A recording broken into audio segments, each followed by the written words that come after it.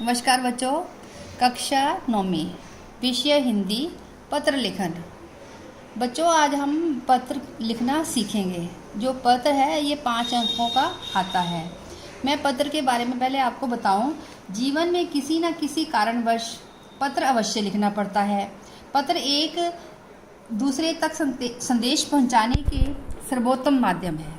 ठीक है, इनके द्वारा केवल अन्य लोगों तक संदेश ही पहुंचाया जा सकता है, अपितु अपने भाव एवं विचार भी अभिव्यक्त किए जा सकते हैं। वर्तमान समय में टेलीफोन, कंप्यूटर आदि की सुविधाएं उपलब्ध हो गई है। इनके माध्यम से भी सूचनाओं का आदान प्रदान हो रहा है। यह माध्यम व्यापारिक स्तर पर बहुत उपयोगी है, किंतु ये पत्रों का स्थान नहीं ले सकेंगे। पत्रों को अपनी विशिष्ट उपयोगिता है, विशेष इनका महत्व है। अब देखिए पत्र कैसा हो। पत्र की भाषा सरल होनी चाहिए। पत्र की भाषा कैसी होनी चाहिए? सरल होनी चाहिए। भारी भरकम शब्दों का प्रयोग या जटिल वाक्य नहीं होने चाहिए। ठीक है ना, जो आसानी से समझ में आ सके। सरलता अच्छे पत्र का प्रथम गुण है। सरलता अच्छे पत्र का प्रथम गुण है। अब सेकंड बात क्या होनी चाहिए? पत्र का आशय स्पष्ट होना चाहिए। पत्र का जो आशय है बिल्कुल क्लियर होना चाहिए कि पत्र में सरलता के साथ ही स्पष्टता की भी आवश्यकता है। पाठक को आसानी से पता चल जाना चाहिए कि पत्र का मंतव्य क्या है, यानी कि पत्र में कहना क्या चाहता है। आगे देखिए, पत्र में निजता होनी चाहिए। जो हम पत्र लिखते हैं उसमें निजता होनी चाहिए।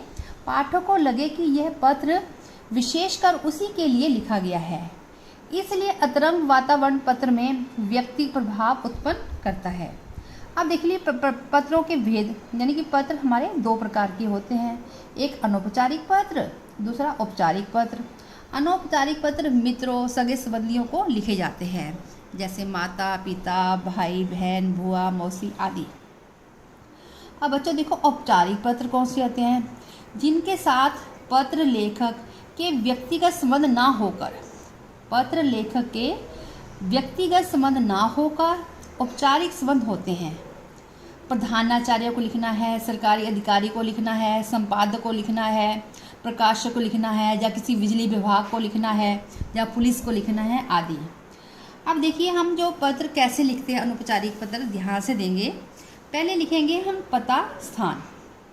बच्चों हमें परीक्षा में अपना नाम और स्थान गुप्त रखना होता है, तो आप यहाँ लिखेंगे परीक्षा भवन। फिर तिथि लिखोगे, फिर संबोधन करोगे, फिर अभिवादन, फिर आप पत्र का विषय लिखोगे, फिर लास्ट में आप अपना कृतज्ञता प्रकट करेंगे। और अगला पत्र में देखिए कि औपचारिक पत्र में क्या होता है, वो कैसे लिखना होता है? नाम पता। नाम पता में आप लिखोगे परीक्षा भवन। ठीक है, स्थान भी क ख ग, और तिथि लिखोगे, फिर पद का नाम, ठीक है, जिसको लिखना है, कार्यालय संस्था का नाम, फिर विषय वस्तु लिखनी है आपको, फिर महोदय, फिर आपने किस विषय पे जो लेटर लिखा उसके बारे में डिटेल से विस्तृत जानकारी देंगे। फिर लास्ट में भवदीय और हिताक्षर लिखेंगे। देखिए, और परीक्षा में पत्र कैसे लिखें? परीक्षा में विद्यार्थियों के बारे में गोपनीयता बनाए रखने के लिए प्रेषक का नाम पता नहीं लिखना चाहिए, इसलिए परीक्षा भवन लिखने की प्रथा है। अब देखो बच्चे, एक अनौपचारिक पत्र लिखना है। आप देखेंगे, पर्वतीय स्थल देखने के लिए बुलाने हेतु अपने मित्र को पत्र लिखिए। तो देखिए एक आपके नमूना की तौर पे दे रही हूँ कैसे लिखना है, आगे से आप ध्यान देंगे ऐसा ही लिखेंगे। जैसे परीक्षा भवन, क ख ग, अ ब स नगर, आ ब स नगर, जैसे अप्रैल 23, 2020। आगे है प्रिय मित्र, फिर लिखेंगे नमस्ते। बच्चे इसमें हम जो विषय नहीं लिखते हैं, सीधा ही लिखते हैं। जैसे आशा है परिवार में सब कुशल होंगे। आज तुम्हारी बोर्ड की परीक्षाएं समाप्त हो गई होंगी।